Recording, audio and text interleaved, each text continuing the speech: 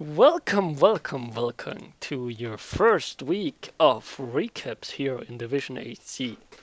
As you might have figured out by now, I'm not wrong name.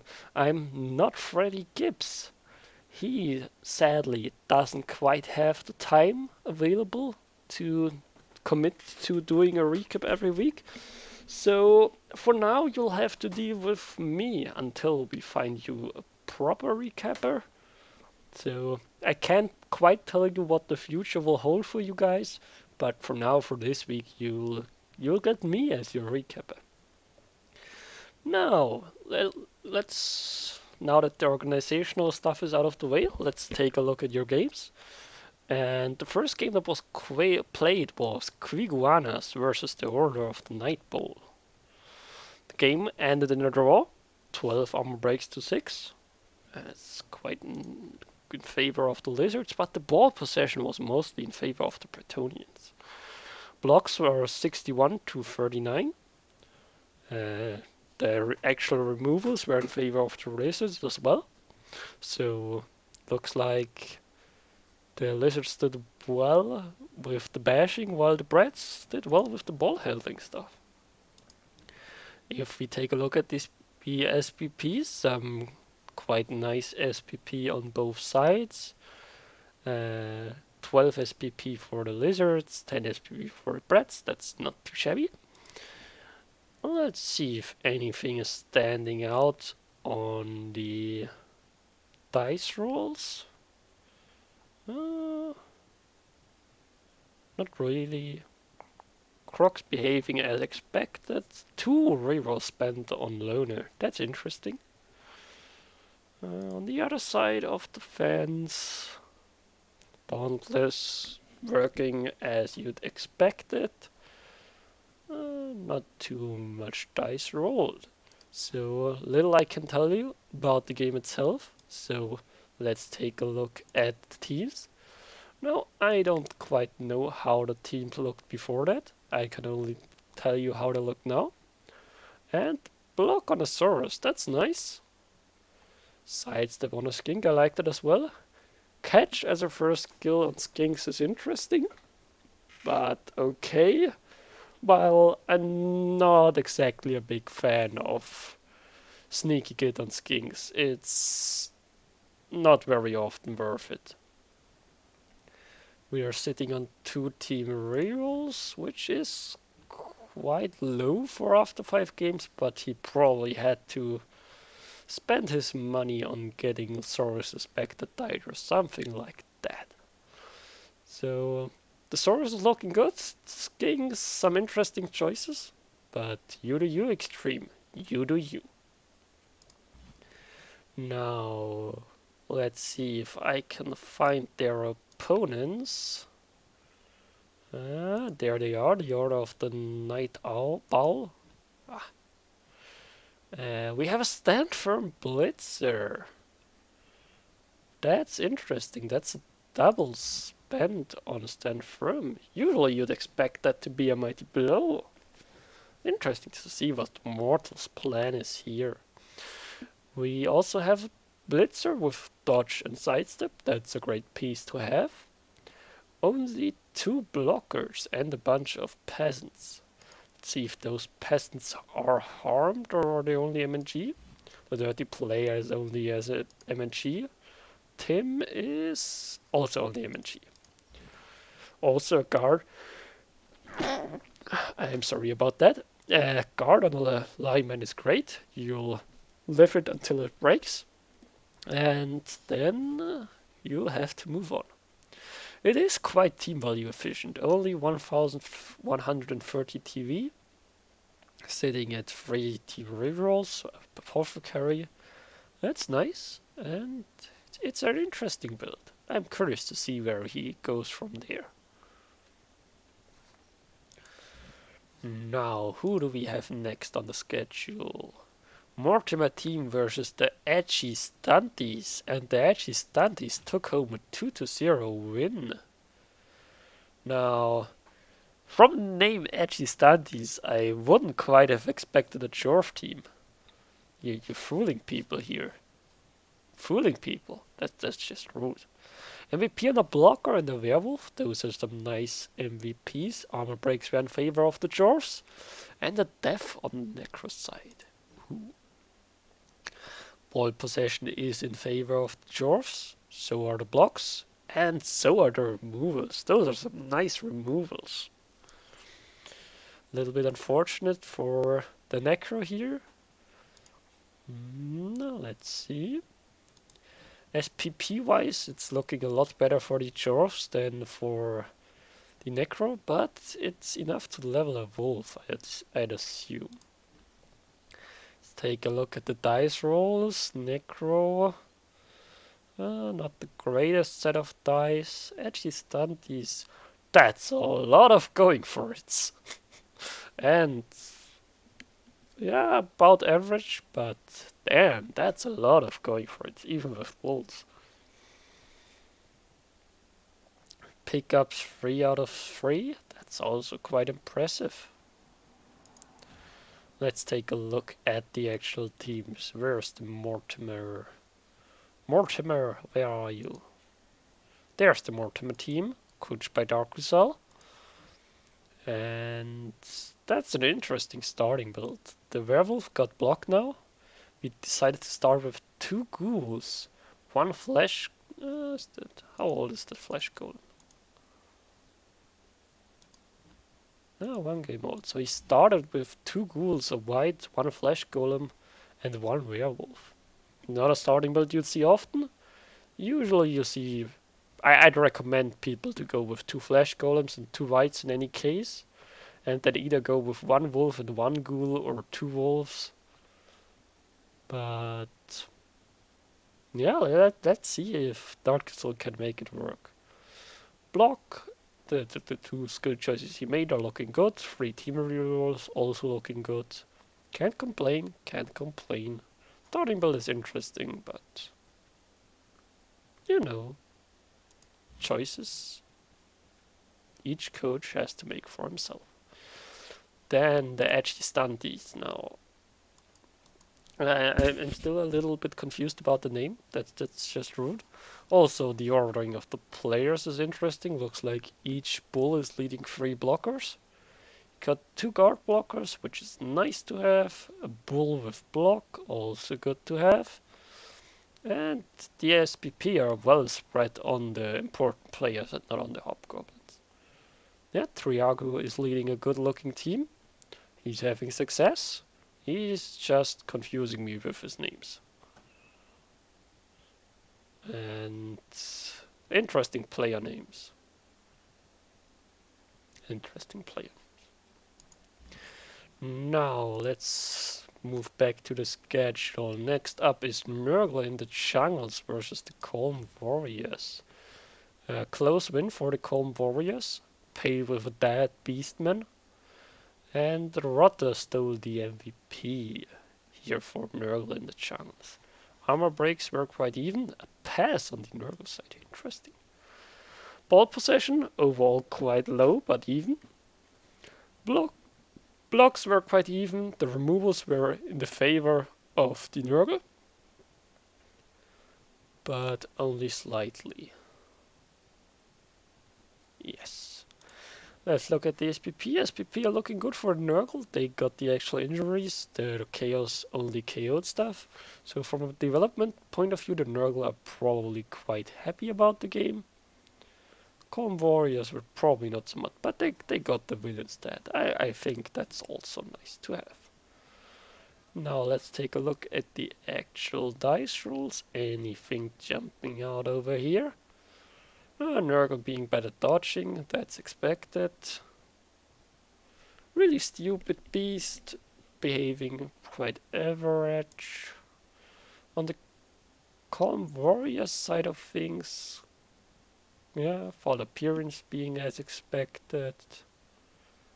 Yeah, everything as expected. It was a little bash fest, and it looks like the Chaos got the win, but didn't get the Cass.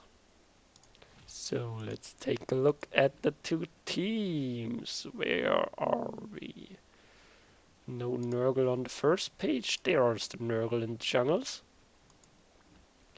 And we got some nice SPP on Nurgle warriors.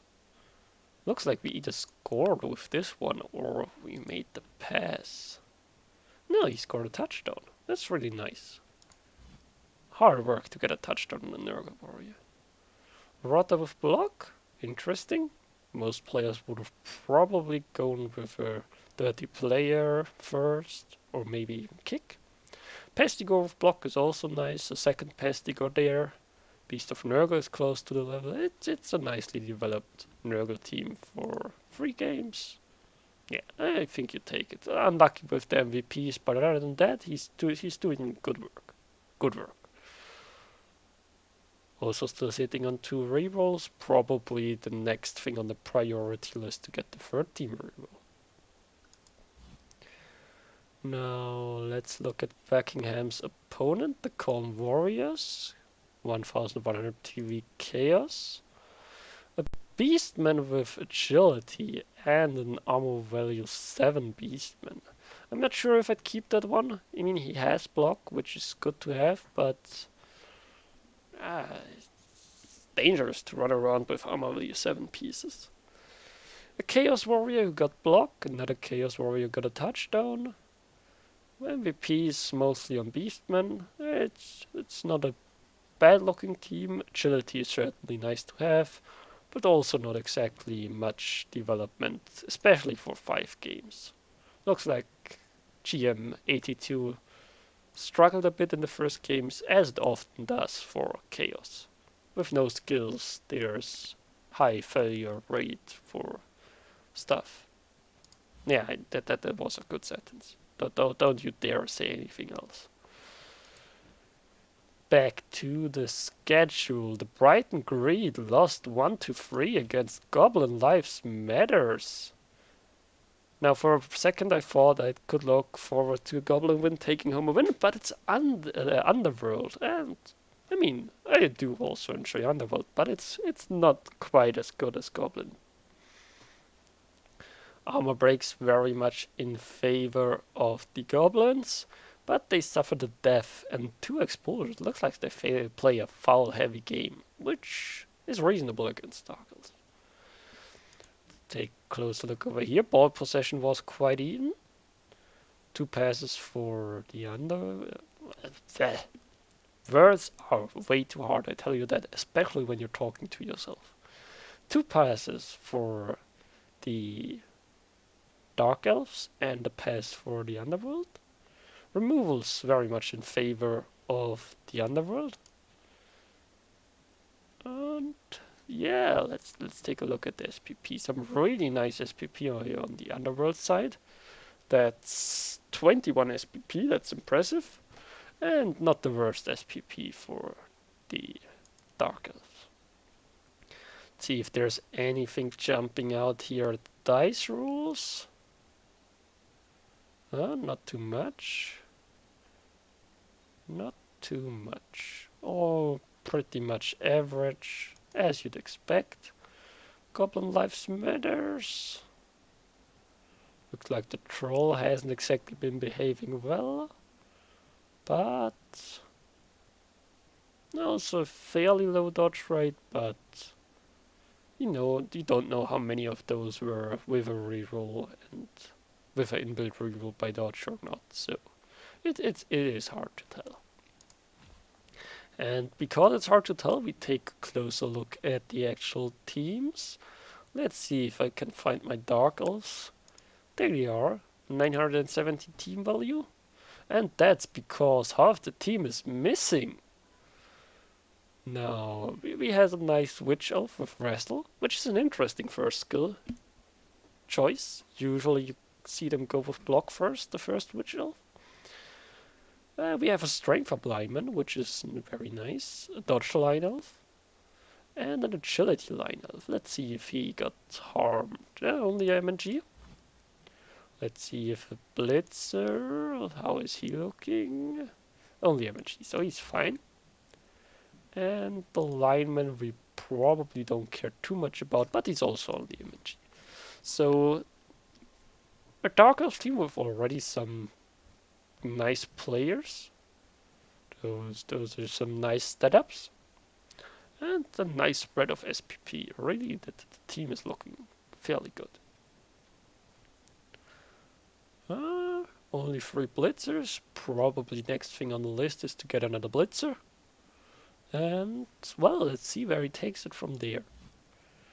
Now, the underworld. Let's see if I can find them. No underworld, no one. There they are, the very first team. I'm blind.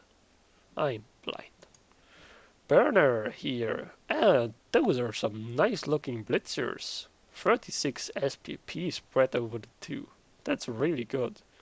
Throw of block as well. Skavenheimer of Wrestle. The 2-hands Goblin. That's a nice looking underworld team. How many games did they play? All 5.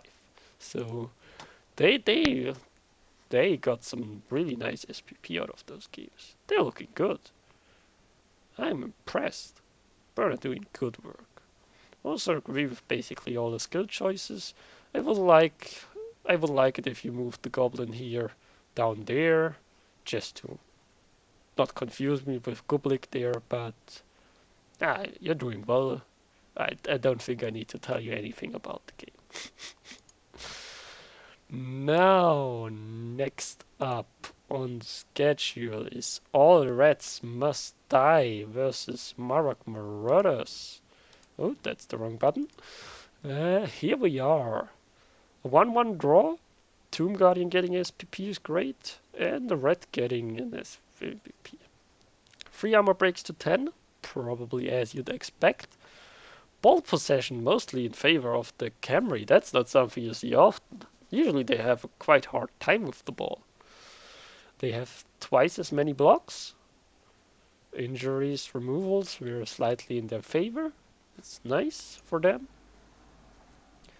Actually, injuries were quite a lot in their favor, as it looks like either the Reds got fouled or they failed dodges or stuff like that. Well, some decent SPP for both sides. 14 for the Camry and 11 for the Reds. That's decent. I think both teams can live with that. Regarding dice rolls, anything jumping out, that's a pretty horrible dodge rate. I feel a little bad there for the Reds, but they are Reds, so they kinda do deserve it. Marak Marauders managed to do all, they're going for it, that's always a good sign for Camry. 2 out of 8 pickups, that's quite a bad, but looks like once they had the ball they held on to it. So, let's take a look at All Rats Must Die. Here they are. Skid Talon. Stormwolf Mighty Blow, very nice. Oh, and already a natural 1-turner. You should feel bad. You really should feel bad. It did only take you how many games to get a natural 1-turner? 5. Because one of them was probably a friendly. But, man, that's... I have no words. You really should feel bad. Really should feel bad. Vermins are nicely on their way. I would advise you to maybe try to get a score on Executioner to get him a level. Because Vermins are very important on a Skaven team. But you probably know that. You seem like you know what you're doing. So, you know, you can do it. You can do it. Now, who did they play again? Let's see if I can find them. My memories quite the Morak Marauders. Here we go. Oh, a lot of Mighty Blow Tomb Guardians, but it looks like he can't keep any skeletons alive. Oh, Blitzers are close to their level. The players he has are looking good. It's just there are a few skeletons missing. But there are probably other priorities right now, and he will get some skeletons at some point. And for now, the loner skeletons definitely will do. So, good looking team, some really nice development. How many games do you have played? 5. Oh, and the other team probably played their week 2 game already, so that's why they're sitting at 6 games. Yeah, that makes sense. Makes sense. Makes sense if you actually think about it. I sometimes don't do that. Faking is hard, really hard. Then next on the schedule is Kislev losing to Undead, Necromantic, either one of those. It's a ghoul. Armor breaks very one-sided. Looks like a pretty clean game for the Undead or Necromantic. I'm still not quite sure. Ball possession in their favor, blocks in their favor, removals in their favor. The Kislev did do 2 passes, but looks like a game the Neverlife pretty much controlled. SPP, yeah, some decent SPP for Neverlife. Okay SPP for Kislev. Not great, but you'll take it. You'll take it. Looks like the Kislev struggled a little bit with the dodging, but they managed to do all the leaps and jump ups. That's always a good sign. If your players don't fail every leap. Neverlife, good at doing GFIs. Oh, yeah, not anything out of the ordinary here. So let's take a look at the teams. Symbols Flying Troop. There they are. Let's look at the Kislev. So, 2 blitzers and 3 catchers. That's an interesting starting build. Usually you'd like to have less catchers since they're only strength 2 and armor value 7. They are quite easily hurt. But he has 4 rerolls. He has a bunch of linemen. One of them has guard. One of the catchers has dodge. I agree with those skill choices. But you should really try to get some SPP on the blitzers. The blitzers are the most important part about the team. They are really good pieces once you get them a few levels. Other than that, I don't see anything else I can talk about much. Maybe there's a space for the tame beer on top of here, but I'm not sure if Sunbather would want one. I'm not the biggest fan of the beer on Kislev, but we'll see. We'll see. It certainly would bloat the team value a lot. Then Never Live. It's an undead team. See, I was right. I knew it all along. Mummy with block. What a great piece. Goroth, you're rerolling nice on the level ups. White with guard, white with mighty blow, I agree. And the ghoul with blodge and strength already. Close to level 3. That's a great piece. Ghoul with dodge and wrestle. Also very nice. It's good looking underworld team. Maybe a little bit heavy on the ghouls. I'm not sure if I'd recommend going with 4 ghouls, but yeah, the problem with them is they are armor value 7 and don't have regeneration, so when they die, they usually just die and you look sorry, but every man makes his own choices. It's a good looking undead team. I wouldn't be surprised if he takes more wins, especially during the first season. So, last game of the week were Friends losing 2-1 against 2-Bet. Friends are a Norse team, and looks like the MVP died on both sides. No, that's who needs MVPs anyway? Vamps taking the first win in the first game. That's quite good. 60 armor breaks to 8. 2 deaths and 1 death. Ooh, quite a rough game. Ball possession was mostly in the favor of the Norsefolk, so it looks like the vampires made it count when they had the ball. Blocks in favor of the Norse, removal slightly in favor of the Norse. Actually, yeah, a lot in favor of the Norse, since it looks like the vampires managed to hurt a lot of their own thralls. SPP, yeah, 13 SPP for the Norse. That's not too shabby. Looks like we have Friends theme. I appreciate it.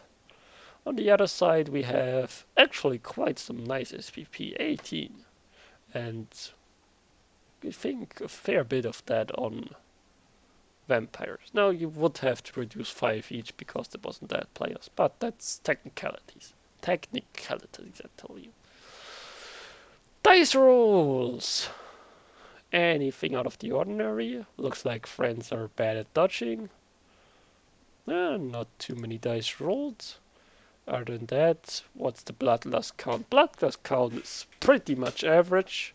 Little hypnogaze used, but they are good at waking up from chaos, so also good at picking up the ball.